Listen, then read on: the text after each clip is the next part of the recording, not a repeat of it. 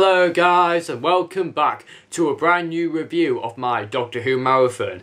Now, within Doctor Who, in season 8 in particular, you've got some brilliant, fantastic stories, and you've got the one or two bad story, or the weakest out of each season. And today, we are going to be reviewing the weakest out of season 8. It's not one of my favourites. I found it really draggy, very slow. Took forever for the Master to get into the story, and it is Colony in Space. Now, unfortunately, I don't have the DVD with me, but I watched Colony in Space on my VHS tape, and although it had many adverts within it, which was okay, because I actually kept myself up to going, but with the story, it didn't really make me motivated to watch it to the end. Well, I would have to say that episodes 5 and 6 are my favourites, only because I think the Master and the Doctor are so fantastic in those episodes, but with the rest, it just really drags on for me. Like, it takes forever for the Master to get into the story, and within episode 2, I accidentally fell asleep, and in these certain situations, when you watch a story and if you don't really enjoy it, then you automatically drop off to sleep, and that's how I felt. I accidentally fell asleep while watching during episode 2 all the way down to episode 4, and I missed quite a lot, but I didn't really think I missed a lot because I think the story was quite okay for the first 2 episodes or so. And I think when it started to become very repetitive within the scenes, it felt non-negotiating. It became an unmotivated story, in my opinion. I think when the Master got into like the 4th episode or so, it made me continue towards the end. And I really liked the Master and the Doctor within their battles. And I think with the aliens, when they were talking to the aliens about the Doomsday Weapon, that's when I became really interested in the story. And to see, will the Doctor cooperate with the Master? Will the Doctor want to rule the universe with the Master to become the supreme rulers or gods of the universe? And will the Master ever agree to use the Doomsday Weapon to help these civilization people? But these primitives, or the civilization that lives on the planet, unfortunately didn't really like the idea of using the Doomsday Weapon, so they self-destruct it and they completely blew up the entire Doomsday Weapon along as well with that civilization as well, because they're quite a hostile race, which I learned. And the monsters, or the primitives, they look really good in my opinion, quite threatening and quite intimidating, but I just have to say that within a few of the scenes, I think the characters, there's so many characters in this story, it's really fantastic. You've got different traits and you've got different alliances going on, and you can see that the plot kind of goes in a different direction. And most of the scenes in this story, throughout all of the episodes, they sometimes get a bit repetitive. What I also don't like about this story is that Jo Grant was put on the sidelines way too much in this story, and I didn't feel that she had a position in this story. Although it was her first time ever going to an alien planet, which was quite interesting to see how her reactions will be, I felt with the majority of the story she didn't feel very engaging. I just felt that she was non-engaging and really didn't ask many of these questions that Jo was absolutely fantastic at. Now, I know this story is a real shame, because if they brought the Master in within like episodes 1 and 2, this story would have been a whole lot better. But why keeping the Master all the way until the end of episode 4? I mean, what's the point in that? If you're going to have the Master in the story, why not have him within like the beginning 2 episodes to make it really motivated? You could say that there were some good positives. There were some scenes which I didn't see that coming, and there was one scene in particular where in episode 5, when the colonists were going to go up into the rocket, the whole ship exploded, and I thought, like, I knew the rocket was going to take off, but not like that. So that really gave me a shock, to be honest.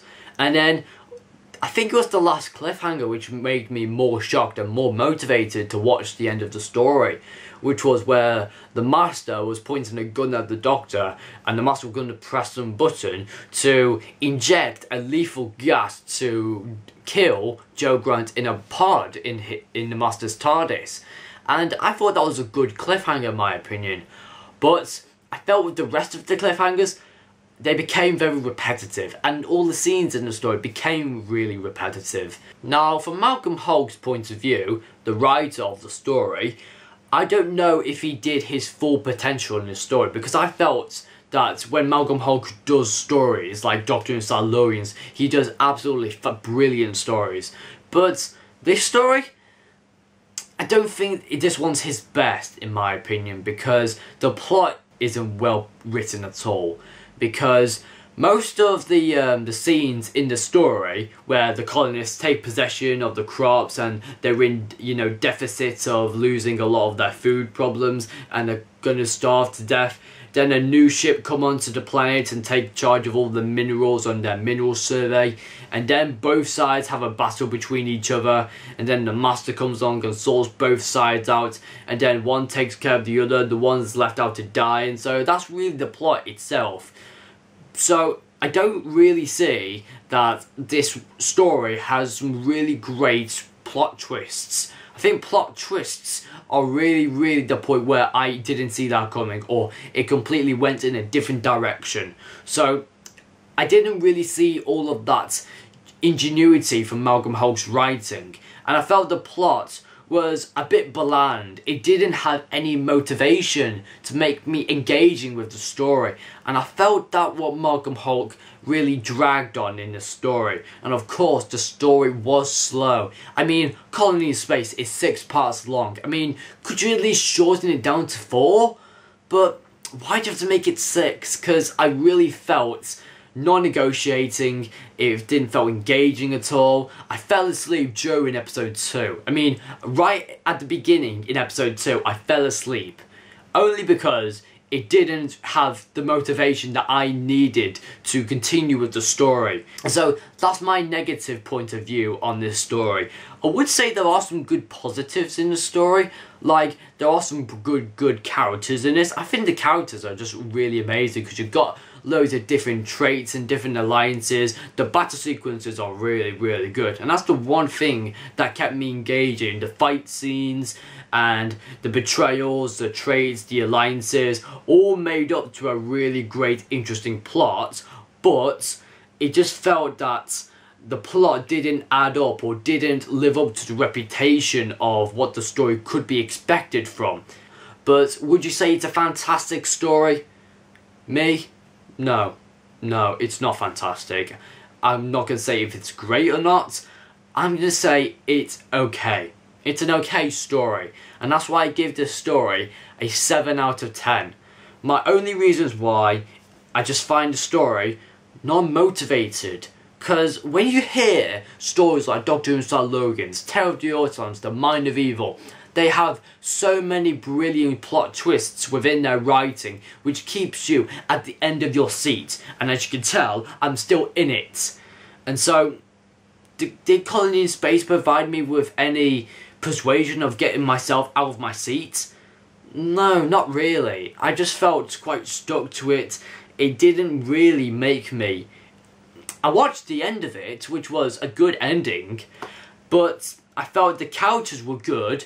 I liked the colonists and how their ability to continue with living their own lives on the planet, because they own the planet, and of course they're dying out from starvation, but I can see their real determination to stay as a group and work together to achieve what they need, like food and help from the government, because they've just stuck alone with nothing whatsoever. They're colonists and they're really suffering for food, and I really felt that they're not going to continue with this, but I saw some determination from all of them, and they made me continue to watch on and see could they last until the end. So that made me something to keep on going. But also the Master as well. the Master was really good, making him more of an aggressive threat towards the Doctor, but also to the colonists as well. I mean, the colonists, they were quite defenseless. They didn't have much authority to do anything.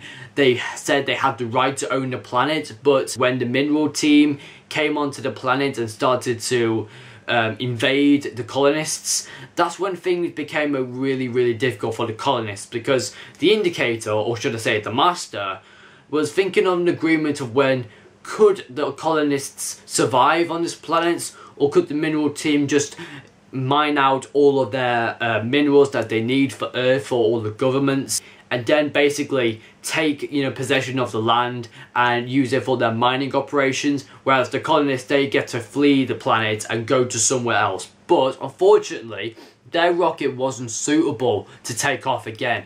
It was unavailable for them to take off again, because it could blast off like at any moment within like liftoff.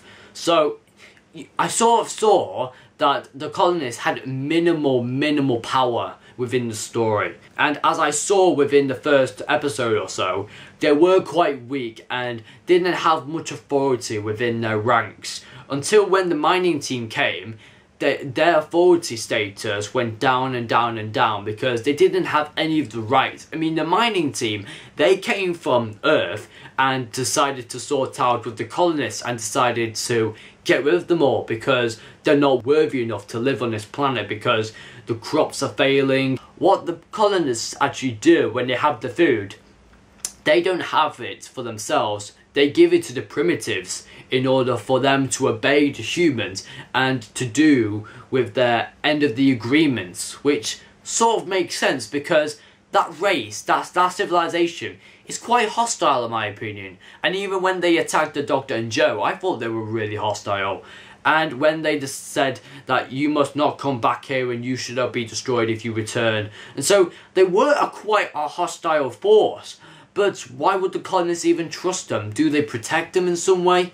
Like, I'm not too sure, but if you're going to make crops, take them for yourselves. I mean, to be honest, what the colonists actually did was they grew the crops, and once they had the crops, they gave it to the primitives, and also to the primitives of the civilization, for them to live on. So it kept their agreement with them to live in peace. But the colonists, they're actually suffering from a lack of food, and they just can't keep on with the agreement of these primitives, because as in episode 2, was one person who got injured by the primitives because they destroyed his family, his friends and his entire race and his colony. And he felt that whenever he saw these primitives helping the colonists, he felt under some pressure that these primitives could actually go against the colonists and destroy them. So I saw a lot of traits, a lot of alliances, and quite a lot of mysterious moments, which made me engaging to watch the whole story. But again, this story didn't really give me any more motivation. I mean, when the Master comes into the story, I actually think, oh yeah, maybe this one could be actually quite good in my opinion. Then I watched it, saw the Master was actually planning to use with the Doomsday weapon, and he was thinking of maybe if I had possession of the Doomsday weapon, I could become supreme ruler of the entire galaxy. And that's what his destiny in this story is. I mean, he doesn't really have any natural plans to defeat or kill all the colonists or the mining team. Basically, the Master doesn't need to get involved with the colonists and the mining team. They can sort their problems out all on their own. But what the Master definitely wants in the story is to use the Doomsday weapon and use it for his own demise, his own plan to rule the entire galaxy. And will the Doctor ever agree with him to join with the Master and become, again, another supreme ruler of the entire galaxy? But we also learn from the Doctor that he only wants to see the universe, he doesn't want to rule it. And that's more of their battles that I really liked, and that kept me going until the end. And episode 1 was really interesting because it was the first ever story that the Doctor was actually brought to another planet by the Time Lords, who actually gave the Doctor his freedom back in order to do a certain job for them. So the Doctor was actually able to go to another planet, but only by the Time Lord's right. So the Doctor was actually forced to go to this planet along with Jo for her first time exploring an alien planet.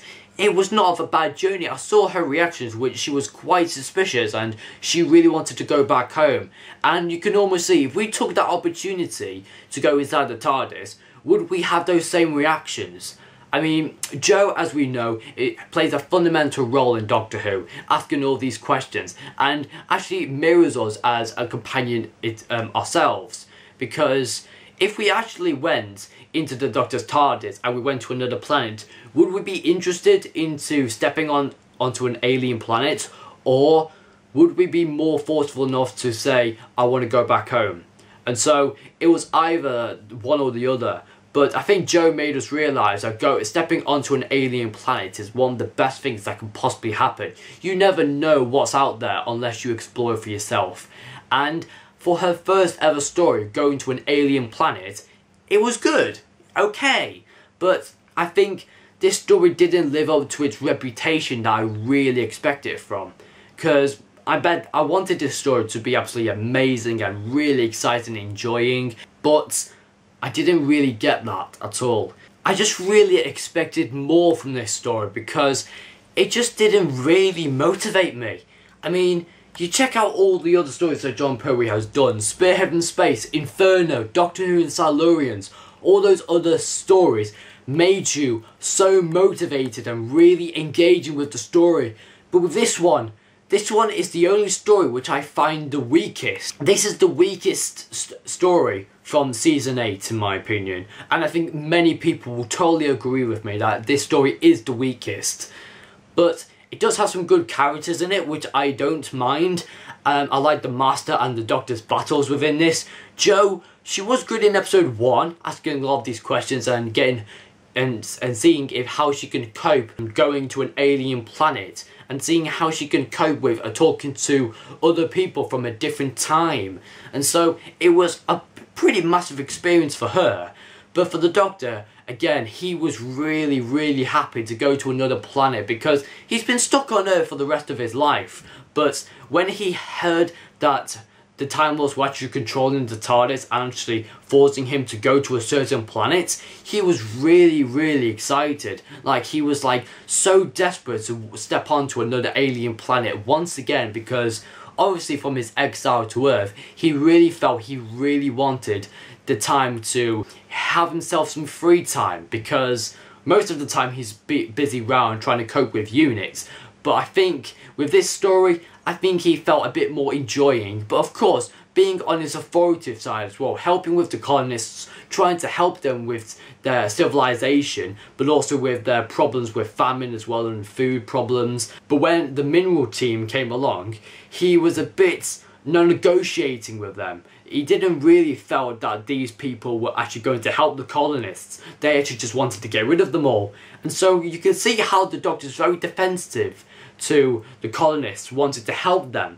But with the mineral team, you can see that he doesn't really like them at all. He's very suspicious towards them, and he just has a dislike for them. And then when the Master came into the situation, he was very, very, very mysterious on like, what are you doing here? Like, you should not be here.